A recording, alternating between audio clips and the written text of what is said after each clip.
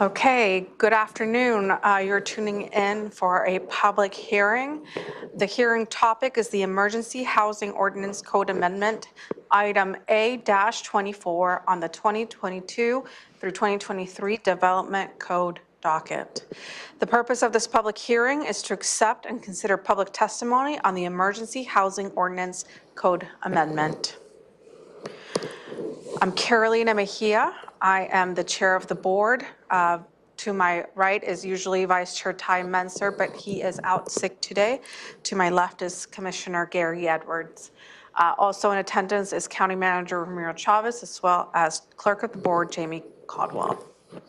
Now the instructions for this public hearing are as follows. Those wishing to testify have joined by Zoom, emailed comment, or mailed in comment. If you wish to testify, please visit the Thurston County homepage online and select announcements of public hearings on the left-hand side. The information to join this public hearing remotely has been posted there. If you do not wish to testify but would like to listen and follow along, please watch the live stream through the Thurston County YouTube channel to help us manage attendance. Our staff, Leah Davis, will provide information on this topic. Assuming members of the public on Zoom wish to testify, I will read your names out loud. You will have 4 minutes to testify. Time may not be given to another person. When you're called on, please state your name and address for the record, and the clerk of the board will help review the timer.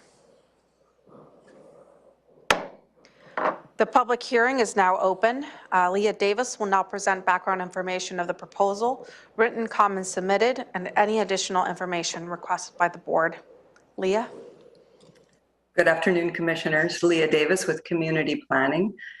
This public hearing is to accept and consider public testimony on the Permanent Emergency Housing Ordinance permitting criteria flexibility. This is an amendment to the Homeless Encampments chapter of Thurston County Code. This is item A-24 from the 2022-23 official development code docket. Like the interim regulations, the permanent regulations apply to the rural county and the urban growth areas of Lacey, Tumwater, and Olympia. So I would like to begin by covering the notice for this public hearing.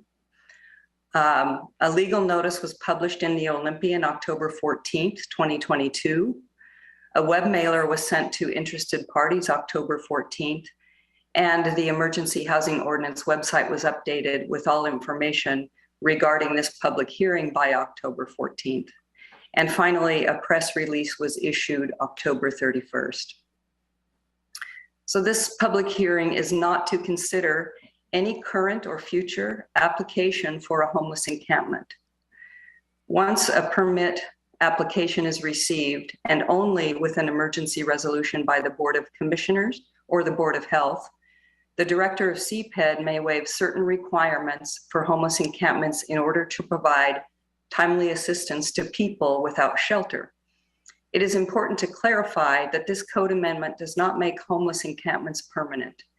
It makes the regulations permanent. Homeless encampment permits are still a temporary use. And I would like to add that there is no funding associated with this land use action.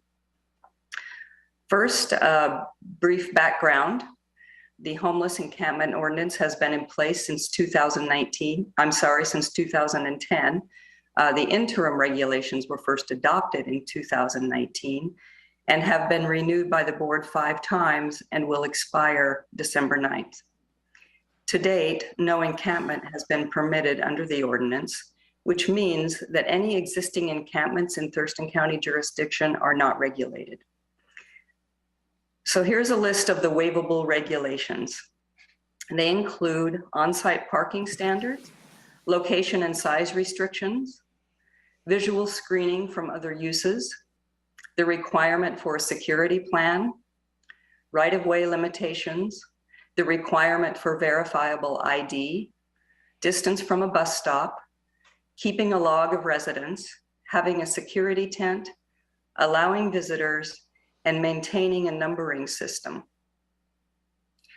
The director may not waive the requirement for a public information meeting, consultation with Board of County Commissioners prior to approval, sanitary portable toilets and screening those toilets from adjacent property, building codes and fire safety regulations, a code of conduct and for residents to abide by the code of conduct. And the director may not waive the prohibition of illegal drugs, fighting, abuse, and littering.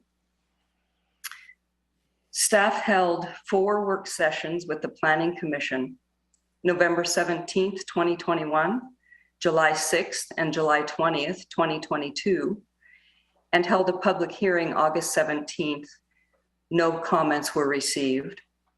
And a final work session September 7th, 2022. Through the Planning Commission process, some waivers were amended that vary from the interim regulations. They include making the public information meeting a requirement, a cap on the number of residents to a 100% increase or a maximum of 80 people. Whether or not to prohibit alcohol has been left to the host agency to decide, and added a recommendation, but not a requirement for safe weapons storage. Also at the September 7th work session, the Planning Commission produced a recommendation by a vote of 7-1 with 1 absent to recommend approval of Development Code Docket Item A24. After the Planning Commission made their recommendation, staff had further discussions about the possibility of waiving liability insurance. It was determined that it would be more prudent to make that standard not waivable. In a work session with the Board of County Commissioners on September 28th, Chair Eric Casino confirmed that the Planning Commission supported this decision. So this draft includes some additional changes to the application and review process in order to add clarity for applicants or to help facilitate review of a permit application. This proposed draft contains more details regarding the public noticing requirement, how to conduct the public information meeting. A temporary permit approval has been increased from 180 days to 365 days and can be renewed for an additional 365 days. And an appeal of a permit approval would go directly to Superior Court. Adoption of these amendments does not outright eliminate any code requirements. It merely offers the director the option to waive specific requirements at the request of a sponsoring agency. Any waivers will be considered on a case-by-case basis and will be site-specific. Also, the director is required to meet with stakeholders at the public information meeting and to consult with the board prior to approving any waivers. As of noon today, staff have received 11 written comments, 2 in favor and 9 against. I believe you received copies of those comments in a packet this afternoon. And that's all I have. Thank you. Commissioner Edwards, any questions, sir? No questions at this time. Looking forward to hearing from the public. Thank you. Thank you.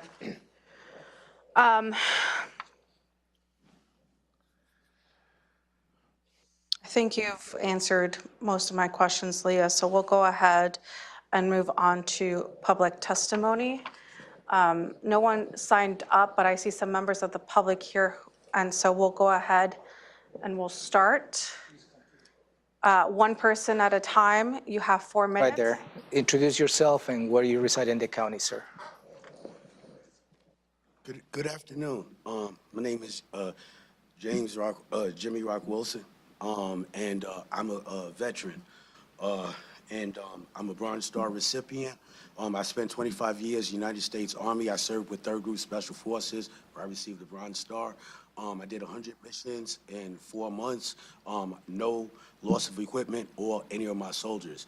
Part of my PTSD therapy is to do charity, you know, because it helps me get through the next day, you know, same as the homeless. One of the things that I do is I do food feeds. I've been doing it for the past 2 years. You're welcome to join me on the 20th at 2 o'clock over at the VFW, Martin Way and Ensign, over at the Jungle, where I give food, Narcan, which is what I need your help with. I do this as often as I can with my health permitting, you know. So any help that I can get, I would greatly appreciate it. I'm special ops. With that being said, I understand how to build infrastructure along with NBC. So, you know, I come with a various amount of skills because I'm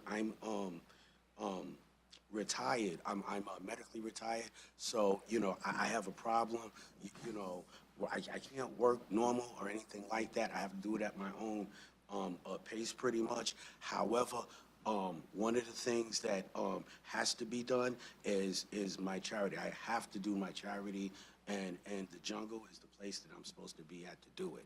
So, you know, again, you're welcome to come out. I'm with the, I also am a biker. I ride with the Freedom Fighters Motorcycle Association. You know, they partake and help me as well. You know, they'll be out there on the 20th. Please come and join. Thank you, sir. Thank you, sir. And if you'd like to leave your contact information, we can- Yeah, if you write down, that would be good. Your name and contact information. would anyone else in the boardroom?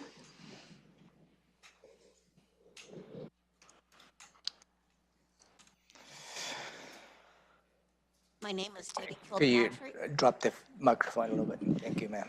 You bet. My name is Debbie Kilpatrick. I'm also a veteran. I work with Mr. Wilson on his charity.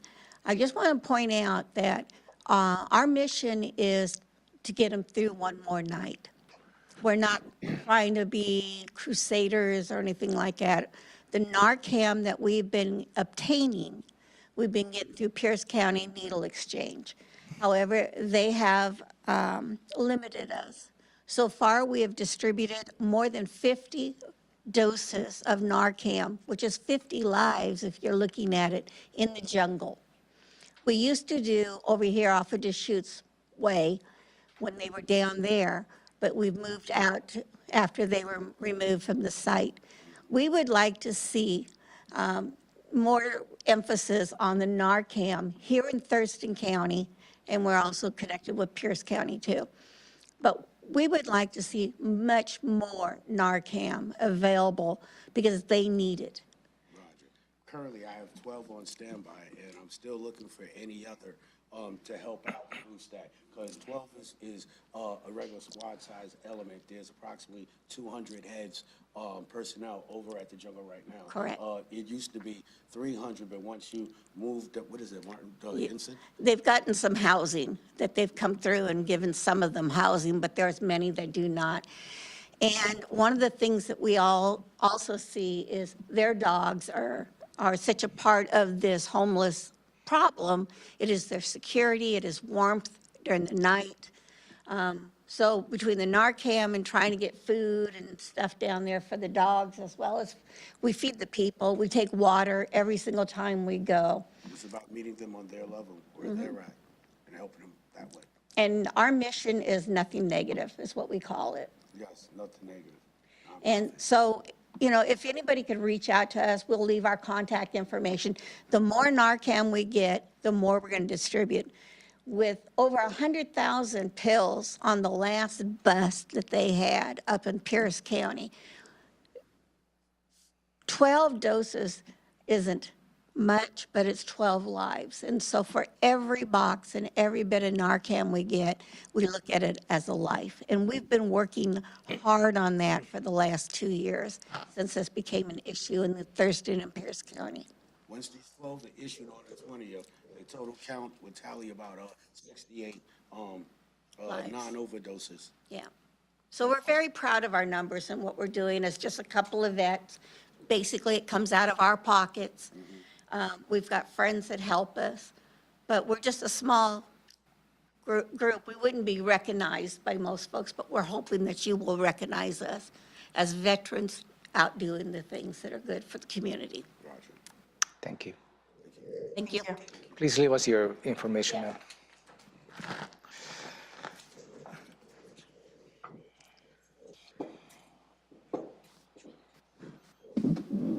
Good afternoon. My name is Bruce Biles.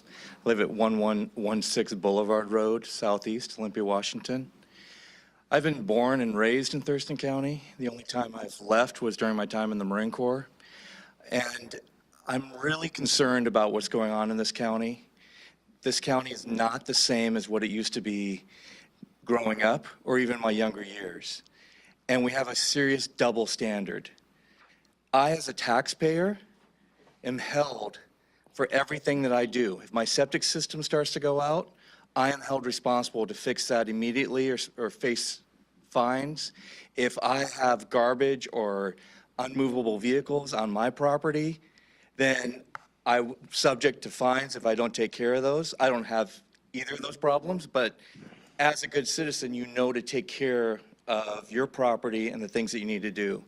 And I'm here to request that you deny this motion because I don't feel it's right that we have double standards for these encampments. I feel that mental illness is a very serious problem and that they have people in these camps that need to be helped. But I've also volunteered in these camps, and I've talked to many individuals who I've asked, well, you were just offered a place to go. Why are you not taking it? And it's because if they go, they can't use their drugs. They have rules. Well, we as citizens all have rules that we have to live by. And somebody else's decision not to get employable work and take care of themselves should not be a burden on the taxpayers who are. We need to take care of those who need help, but we need to narrow down these individuals that actually need help. The Ninth Circuit Court said that we cannot just go in to these camps and tell them that they need to leave without giving them accommodations. The problem is that when we offer these accommodations and they refuse, nothing is happening. And at that point, we need to provide that option for them. And if they do not take it, we need to let them know that this type of behavior is not going to be accepted. There are many areas around the country where this type of behavior is not accepted, but it is accepted on the West Coast. And it's scary what's happening to our communities. Where I live, there's been a number of different dead bodies that just turn up. I'm embarrassed to tell people sometimes where I live because I live real close to one of the encampments. And the amount of crime that I see has gotten better over the recent time because the weather's starting to get cold, but I've seen right outside of my house, I've seen drug transactions. I see people park their cars, go down underneath the bridge, and come back, get in their car. The same thing that I noticed back in the early 90s when I was working a job up on South Tacoma, the Hilltop area. So I'm just coming and wanted to state as a citizen in the Thurston County area that grew up here, born at St. Peter's, that we need to do more to take care of this homeless problem that we have, but pampering them and giving them double standards, I don't feel is the way. We need to narrow down those who are not mentally ill, not handicapped, not just down on their luck, but are just enjoying this lifestyle of living in these encampments. And believe me, it sounds crazy, but there are a number of young individuals who are just enjoying the atmosphere and the environment of living in that way. So, thank you. Thank you, sir. Anyone else in the boardroom? Okay, we'll move on to Zoom. Yeah, first I have Ms. Camille Kettle. Do you like to provide testimony in this public hearing, ma'am? No testimony. Okay, thank you. The next, I have 2 dashed lines, and I will not be able to introduce you, but if you would like to provide testimony, you need to introduce yourself, state your name, where you reside in the county. Please go ahead.